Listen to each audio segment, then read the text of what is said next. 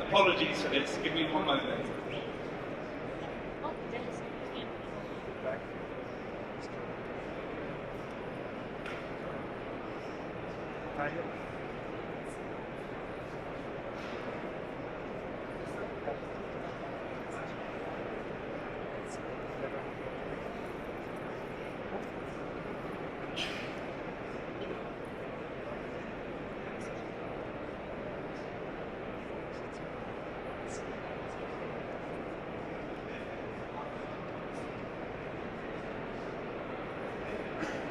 So where I was leaving off, just like to thank all our sponsors that made today and the next couple of days possible. Without them, we wouldn't be here. So thank you. So the right session now, we're looking at whether 2Africa will fulfil its promise. And we've got consortium members, a lot of consortium members. I hope they all fit on the stage, and I'd like to hand over to Carl to be our moderator for the night. Thank you very much, everyone.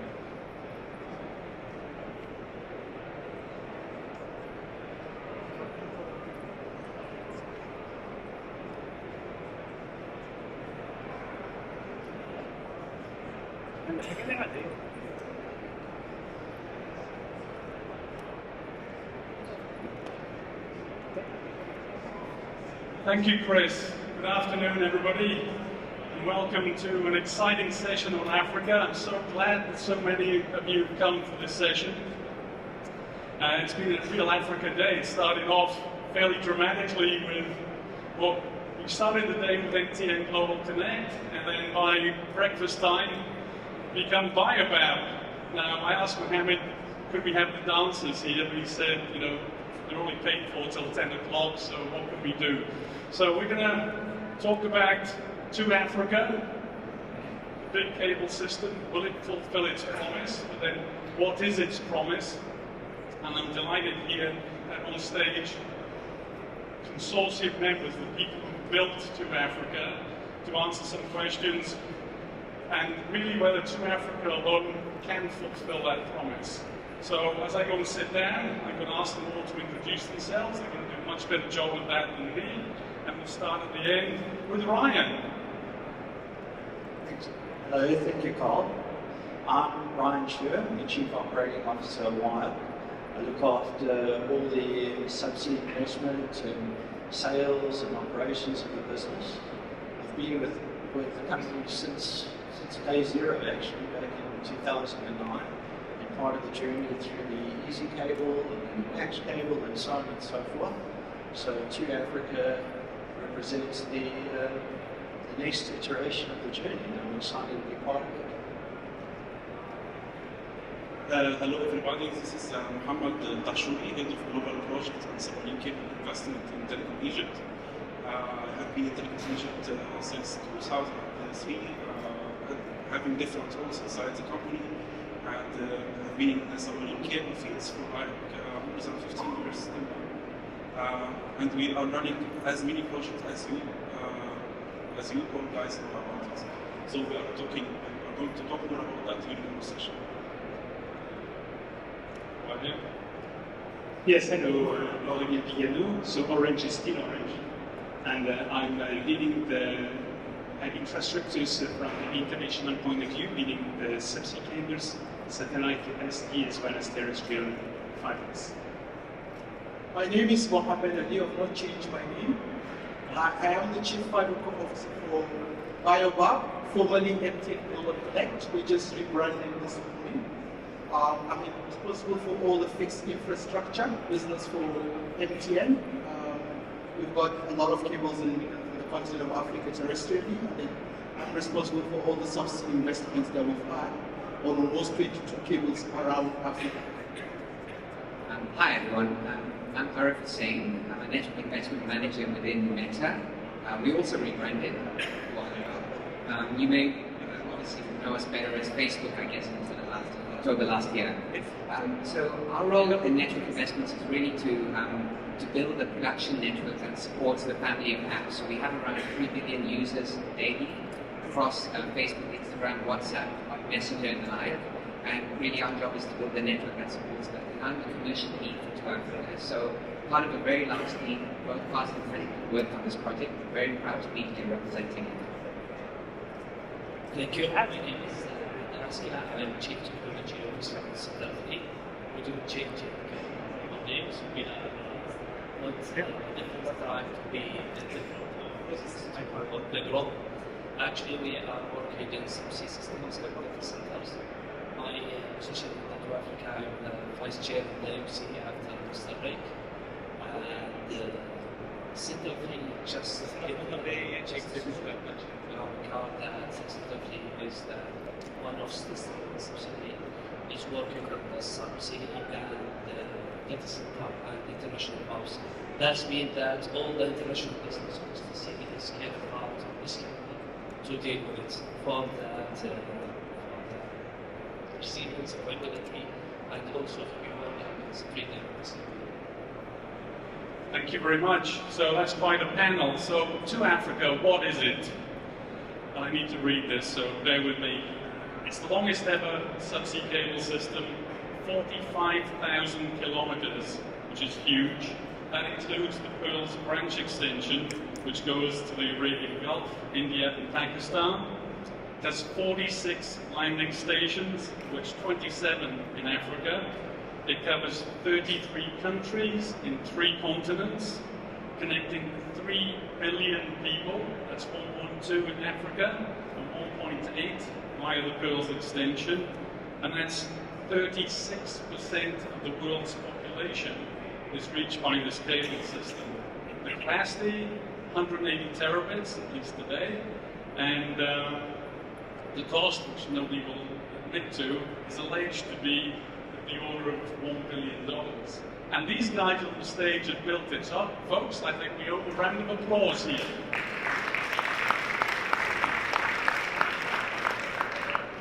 So when you look at what's going on in Africa, it seems to be Africa's moment. Reading reports that say over the next between 5 and 10 years, 700 new data centers are going to be built out. We're going to hear about network build-outs in Africa. We see large players coming in on the data center side, Equinix acquiring Ring 1 and DRT acquiring Telecoms.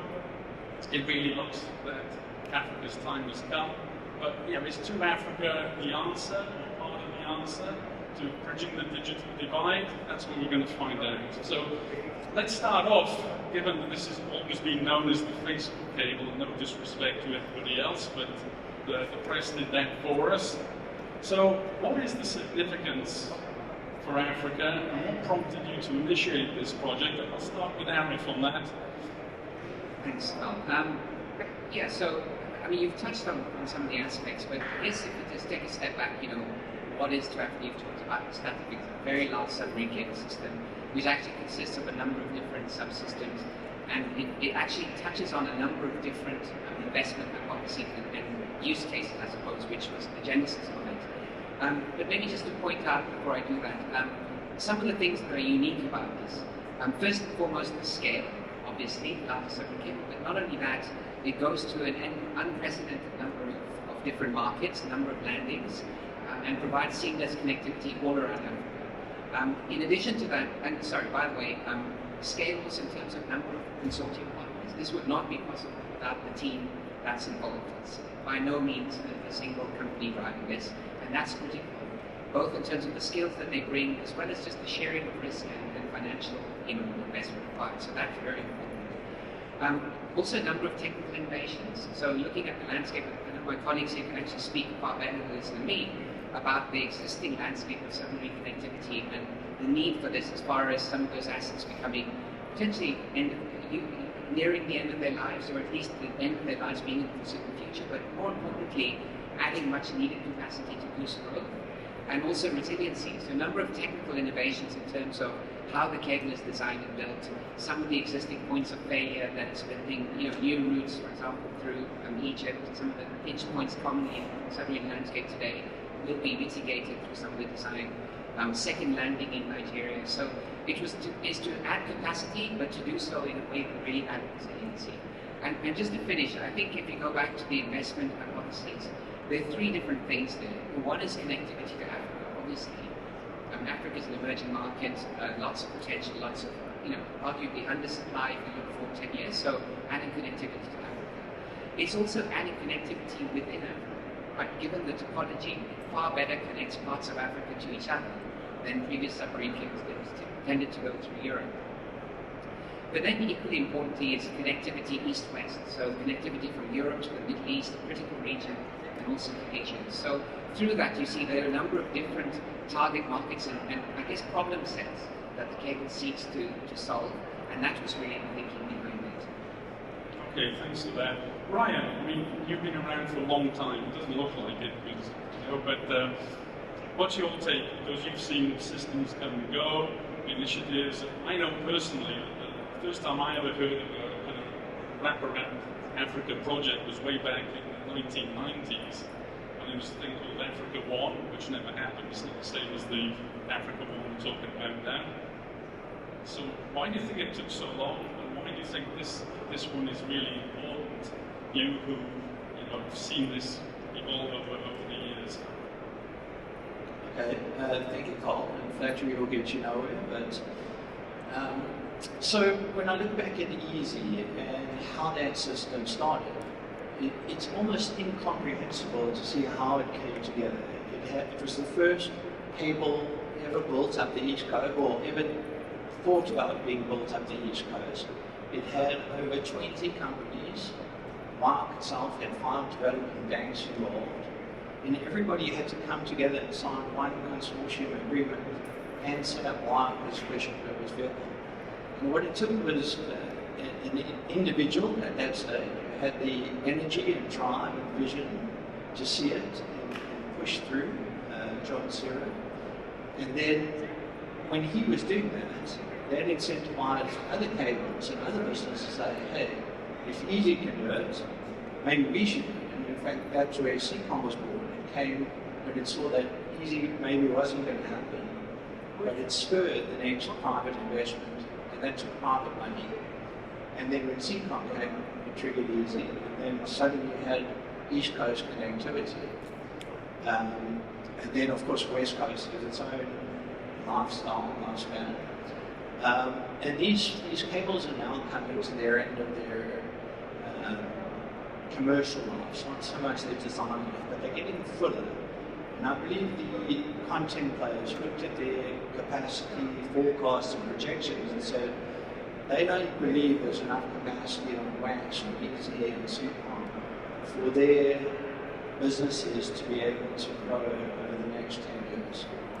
And they looked around the industry and they could see in Africa there wasn't enough money and any individual companies or groups of companies that were going to come together in time to build the cable. And I think on the back of that, we saw the content players like Google, Biano, and Meta take the lead with 2Africa come in and kind of spur the market and give it that inflection point for the next generation of cables. And I think the timing is actually incredible, because if these had all started now, the cost of building cables is about twice as much as it was 3 years ago, because of the cost of shipping and fuel and just the things that have been happening around the world. So what's interesting now is, now we've got these cables, and I can't see the generation after this being much easier. The pressures on the tech industry in terms of capital spend, we're in a different dynamic now. So it's fantastic that these cables have come to Africa right at the right time. And they solve some of the key important problems from the first generation cables, such as expensive interconnects, cross-connects at the landing stations. There's multiple systems to get from Africa to Europe. 2Africa is a single cable all the way from South Africa all the way to Europe, obviously the Middle East and India. So it's an amazing start now to whatever happens next. Yeah, we'll see what happens next. And when you were assessing doing this cable, how much of that was assessing the positive economic benefit to Africa of putting this cable out? Maybe Mohammed, you want to leave that question? I believe this is all of this cable coming into service in the coming few years. This will help Africa economic big time. I have heard, actually read today in the morning reports about the startups in Africa. It's booming in the last couple of years. It's now approaching 600 plus startups in Africa, and this contribute to almost more than 30,000 jobs inside Africa, and also it counts like more than 3 billion funds for these startups. All of these startups are mainly based on the applications and driven by the applications and the new technology and all that stuff. And all these African populations need, and the startups need this connectivity and needs the resilience and needs the reliable connection to promote their products. So it's such an amazing project to be connected around Africa and having all such connectivity around the region. Also, when you see the traffic, the international internet traffic for Africa, it approached now more than 40%. It will approach more than 40% in the coming 5 to 6 years. And this is an amazing growth for the continent. So, yes, it will help as economic trends in Africa. And looking, again, focusing on Egypt especially, we helped out also from the economic point of view for the project. Now we have the HRA model, which was the previous, the legacy model. Now we have no HRA in Egypt. So what we have now is what we call the license fees.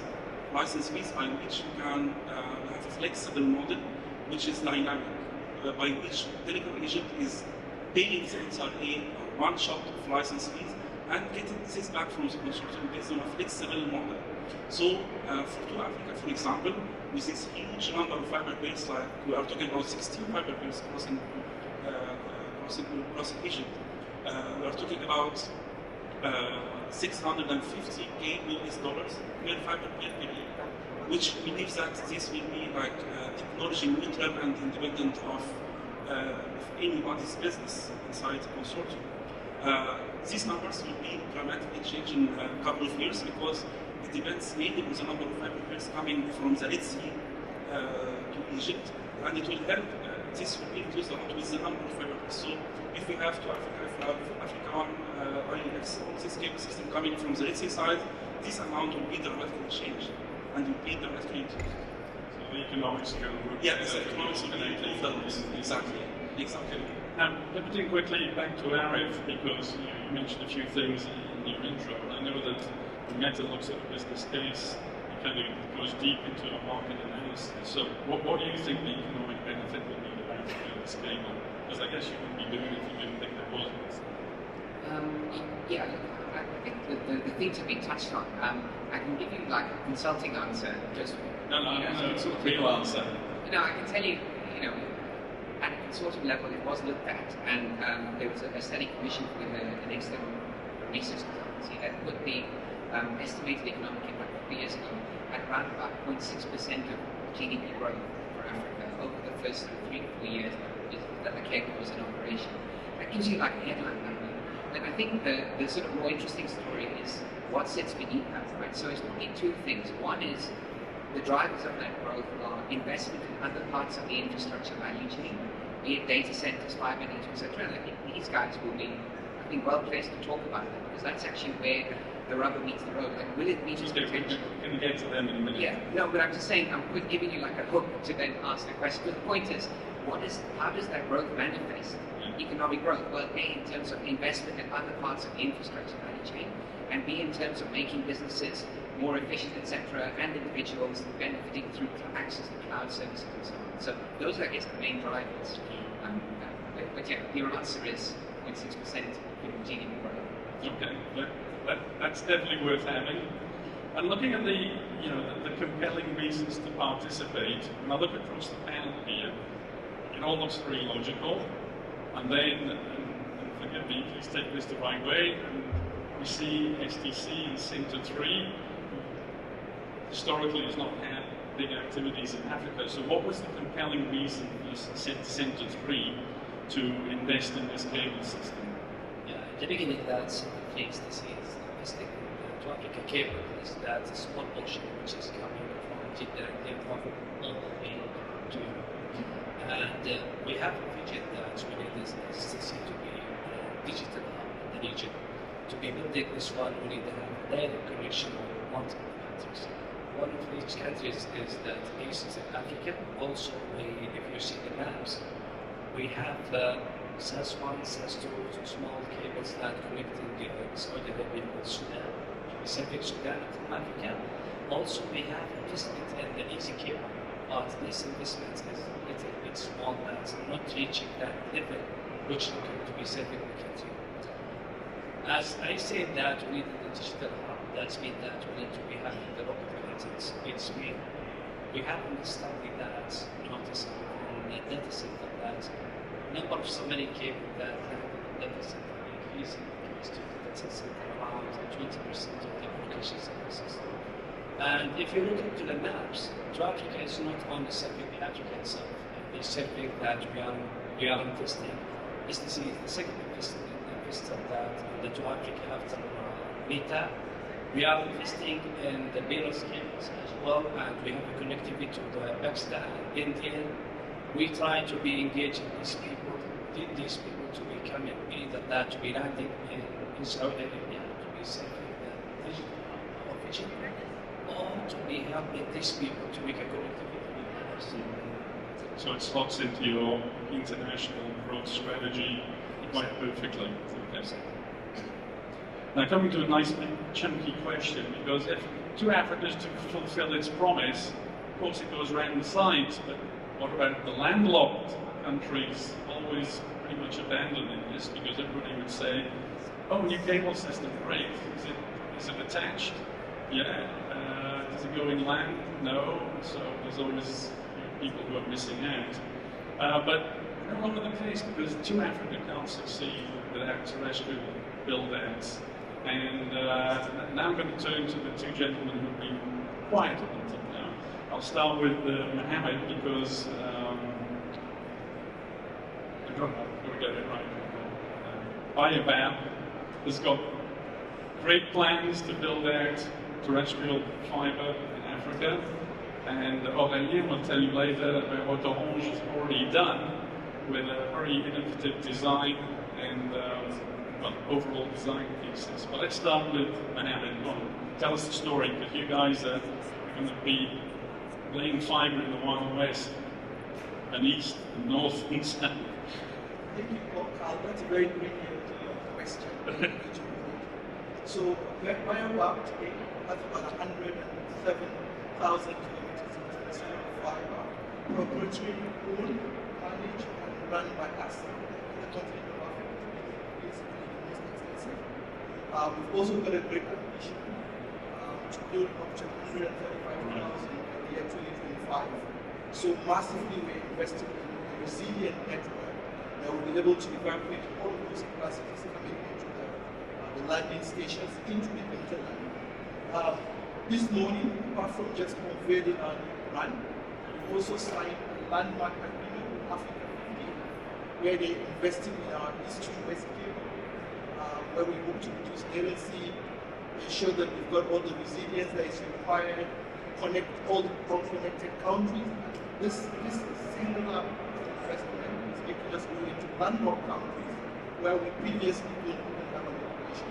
So like as was announced by our group president about 2 years ago, that we're financially we believe everybody deserves the benefit of Africa. And we're in the forefront of building the fiber network in Africa to be able to get this capacities to the needed environment. And we're not just doing it single-handedly. This morning. We're also running an open access, whereby we've even partnered with some of the hyperscalers, some of the MNOs like ourselves in Africa, which has never done it before, to roll out this needed infrastructure. And the designs we're putting are designed using newer technologies to ensure resilience, to ensure open accessness. And that's the reason why today we rebranded to something similar to the TO5. That we can be able to enable our ecosystem for everybody's benefit. Thanks for that. And before moving on to Aurélien, you mentioned something very key, which is open access, which we'll come back to, because I think that's the key to success, right? But so hold that thought.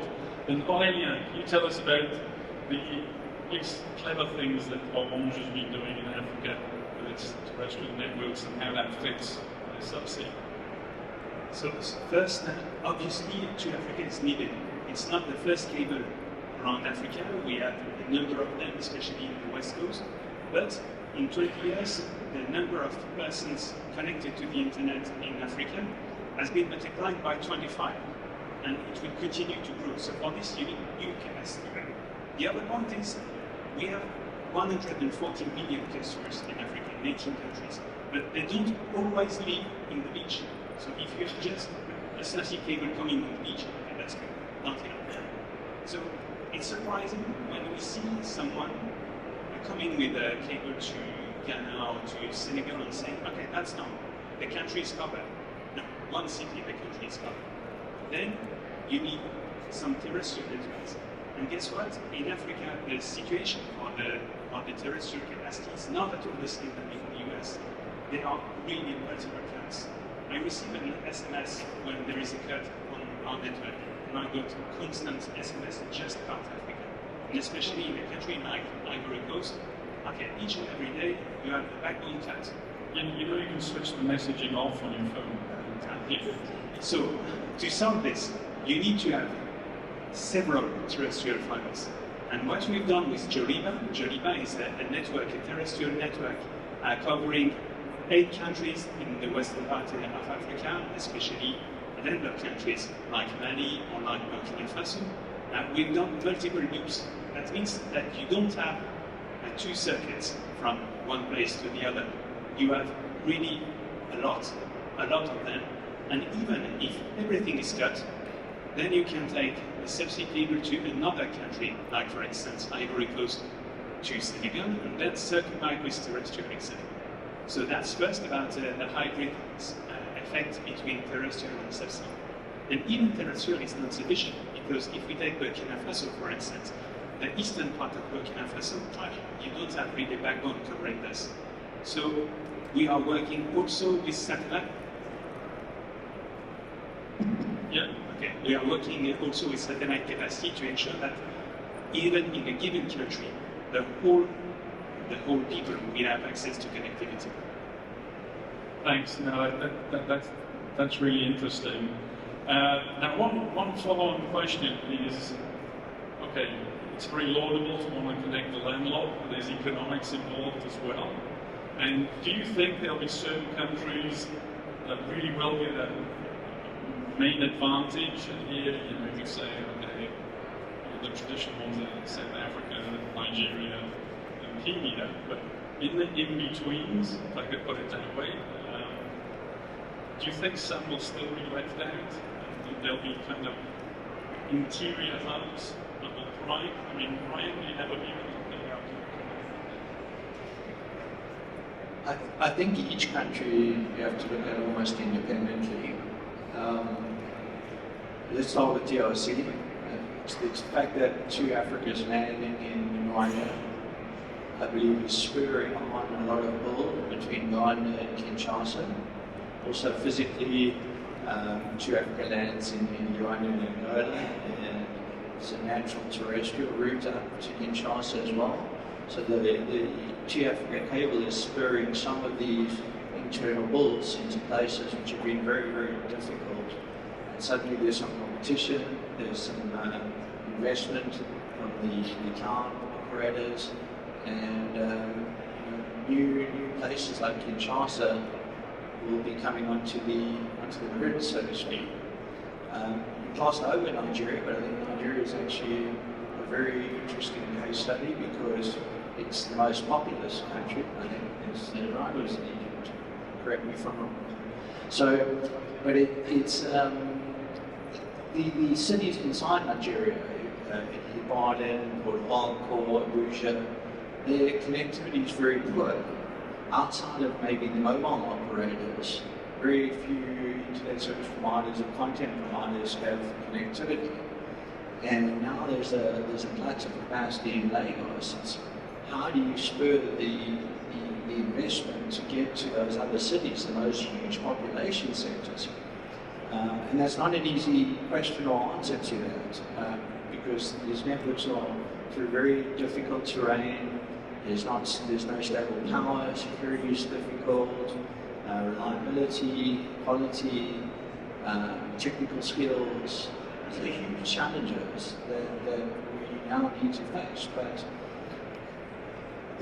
we have to solve them because to grow the internet and grow our opportunities as companies, we have to get to those places. So I think there's a dynamic that's happening. But outside of the population centres, where there's, I'm talking about Kinshasa and Nigeria, which are natural next big steps outside of the coastal hubs, I think the more landlocked countries are going to struggle. Outside of some let's say, just maybe smaller builds across Botswana, across Zimbabwe, Zambia, Malawi, etc. But even Malawi to get to the coast is happening. It's going to vary, and I think it's going to be harder for the more landlocked countries which have low population densities. And Mohammed, would you agree with that? And how important is 2Africa to TE? Because every cable system goes through Egypt, okay? So you would say, okay, we've got everything, it's all good, just another. All of the cable system crossing Egypt is very important actually to Egypt. But specifically to Africa has done what we name it like market disruption. Honestly, from our side, from Egypt side, we were very keen from the early beginning to provide to Africa a seamless infrastructure across the continent. So we go away from the different crossing route between Zafaran and the station on the Red Sea to Abu Dhabi. We were thinking of having two direct routes very close to the east shore of Egypt, between Ras Al Ain, which is away from Zafaran, to Port Said. And in addition to that, we have we thought on a different, from different perspective by having a third route, not only two routes crossing Egypt. We have the subsea route, which is a festoon route between Ras Gharib, Zafarana, and Suez, and then connected to the Suez Canal route, which we name it, and in the industry it's called the Golden Route, and we name it the Ice Route. It's very, very well secured. There is patrolling all the way from the government on this route, very well protected and very safe. So we were keen to give to Africa something that's really special, and hopefully our customers enjoy this route and the new landing station and the new routes across Egypt with seamless SLA. Okay, thank you. Now let's go back to the open access point, because for many years access wasn't open, and that was very much a break on the development of economic development in many countries. There's still some countries where really not yet done. So Mohammed touched on it.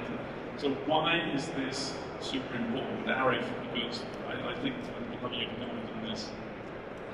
Yeah, thanks for that. I mean, open access, I think, is critical, but as you say, it's a much maligned term. There's people use it and throw it around. What does it actually mean? I think there's two things. A specific point in general. In the case of 2Africa, open access is built into the DNA of the system. And what I mean by that is different consortium members have access to their own fiber pairs. They can light them up themselves. That's something called the open cable system. It's quite an innovation in itself. And then the cable, wherever possible, which in most places goes into carrier neutral data centers. So the operators can terminate the capacity in a place where it's easy for other people to come in to connect and so on.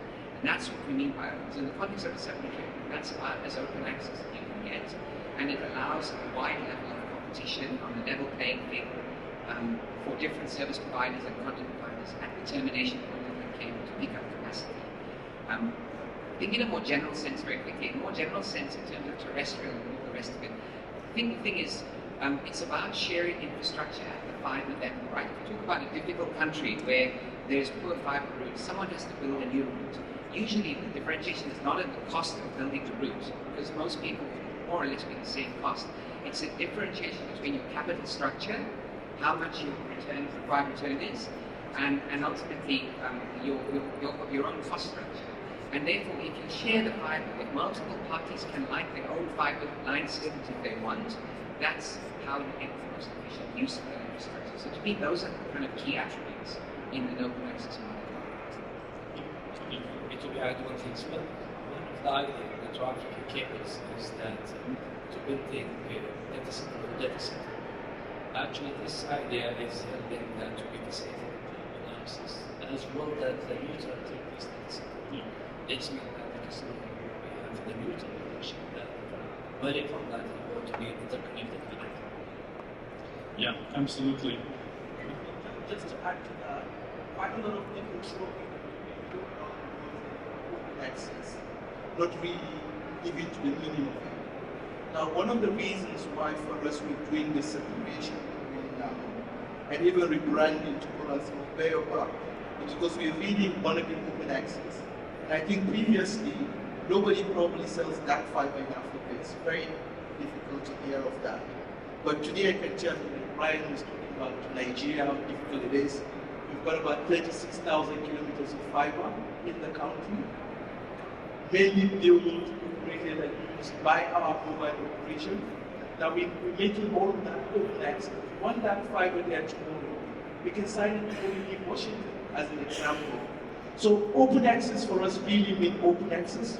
We want to build the fiber railways, like Arif said, the economics needs to make sense. For us, we need to just enable this and keep growing those fibers. Recently in Zambia, just less than 2 years, we've rolled out over 4,000 kilometers of fiber, much more than the operations we've always had there. So we can now connect all the way from Terrapo into Bedridge, Kwalakwani, into Lusaka, which borders 7 other countries, and all of that can be enabled in an open access model. So when we say open access, we really mean it, and I think the inspiration also comes from the fact that 2Africa is the different cable we're all going to see in Africa, the new ones coming in. You know how the others are closed, where you need to go and struggle all the time for cross connects and all of that. I think all of that should be an inspiration for us to see how we can collaboratively develop infrastructure in Africa. That's a great sales pitch. Hallelujah.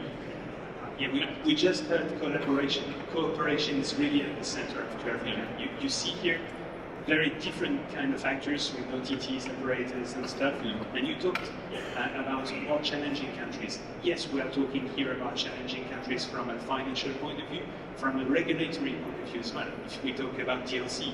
So we really have to work hand in hand if we want this to be a success.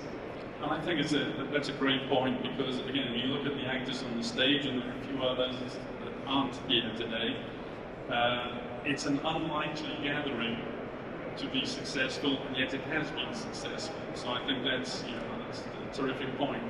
I've got one point, by the way, I've got one other point to make, and if there's any questions from the floor, please raise your hand, because there's great people here who can answer the question. One question I have is on pricing, because normally the new cable system come out, pricing on the existing systems goes catastrophically south, and anywhere depending on demand minus 25 to minus 50% on the pricing. Is that going to happen here? Anybody? I know. It's going to happen. Now we are facing it. It's happening actually. So what we can see is now that all the cable systems that is currently coming into service are providing the dark fiber and spectrum, even spectrum to Africa, which is not the case even before that. We were talking before about ST1 and the maximum danger. Now we are talking about complete spectrum dark fibers. You can imagine we have like more than 16 fiber pairs crossing Africa. So you can imagine how this will affect the prices in this case. Not only in the web segment, also on the terrestrial part. Even in Egypt now we are providing the crossing route at more competitive and economical prices as well. So yes, the answer is yes. The pricing will be dramatically changed, and even the unit of the capacity is now completely changes than what we had before, what we had here before. And isn't that going to be exacerbated if people start implementing shorter term leases? Because each time you renew. I'm not really, I'm not really with this idea, because actually the lease prices, we can see from the market now that there is still huge demand for the IRU and for the dark fibers and the spectrum from the finance perspective and also from the technical perspective. People are thinking to monetize their assets very, very quickly, and they are thinking not to talk about the lease. Maybe the IRU is the dominant until this moment. For the lease, we are talking about the capacities that are less than 10G, 100G, all that stuff. But for the capacities higher than that, we're talking about IRUs. Okay. And any questions, by the way? No, I don't see any hands. So to wind up, I'll do around the tables. We're coming down to 2 minutes from time, which is, from your company's perspective, what do you think the biggest opportunity is? We'll start with Ryan at the end. Well, from our company, we're looking at the entire ecosystem. So I think the opportunity is really how do you provide the value-add services around the cable systems, the data centers, our investment in open access data centers as part of our group, metro fibers, etc. So how do we do the capillary of the network, and how do we support all the operators on these networks, and ultimately just grow the ecosystem in each of these countries. And as long as we can add value to the ecosystem and keep building that up, I think there will be value for us. That's the way we look at it. From our side, we are in Telecom Egypt. We are always thinking how can we enhance our crossing products. So we are always thinking that we need to have something out of the box, something new solutions for the crossing, from the commercial also perspective. And I think in the coming months, not years, there will be a dramatic change in this model and in these products, and we'll have something new for the industry in the coming months. Okay, that's great. Olivia. Yes, 2Africa is a great addition to African connectivity everywhere, all the time. It's important, it's critical to gain access to capacity, but then you need to keep it.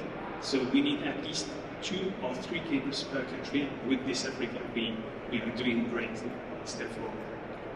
I think for us, we're very excited. We're looking forward to it. It's a much needed cable coming into Africa. Our parent company, the MTN Group, which still owns by about 100%, and is hugely dependent on data getting out of the continent, is looking forward to that. And I think the only thing I'll ask everybody on the cable is let's continue to cooperate to make sure that we deliver the value expected of this cable. Yeah, I'll echo a lot of what Ryan said, to be honest. I mean, for us, directly, the value is obviously latency, those kind of things. That's kind of a boring answer. I think the biggest opportunity objectively is actually in the investment potential in adjacent sectors of the environment, be it in data centers, fiber to the home, etc. There's, I think, a big opportunity. And once the international segment becomes less of an obstacle for the next level of service, with individuals having much higher usage of bandwidth, because that's ultimately what you want. I think those investment areas will be great opportunities for this market. Right. Yeah. What the 2Africa is adding is the resilience which we are invested in, which very huge capacity is 2Africa. We are looking for the resilience. So what we did is that we made some initiative, we call it EMC cable, to reach this industrial and submarine cables. Well, be that the first cable is crossing this high force to make full resilience in the 2Africa. As STC, we are interested in 2.5 the 2Africa. We want to make sure this resilience different geographical locations will be clear. Okay, thank you. Now, given the fact that content and demand for bandwidth is growing exponentially, how long before 3Africa? Anybody? Any guess? It's not going to be 15 years. So taking bets? No. 10 years. I guess 10 years. 5 years. 10. Okay, well, we'll mark these out and we'll come back and bottle champagne for whoever wins it. Any questions from the audience to wrap up? Okay, I'll ask you a question. there we go.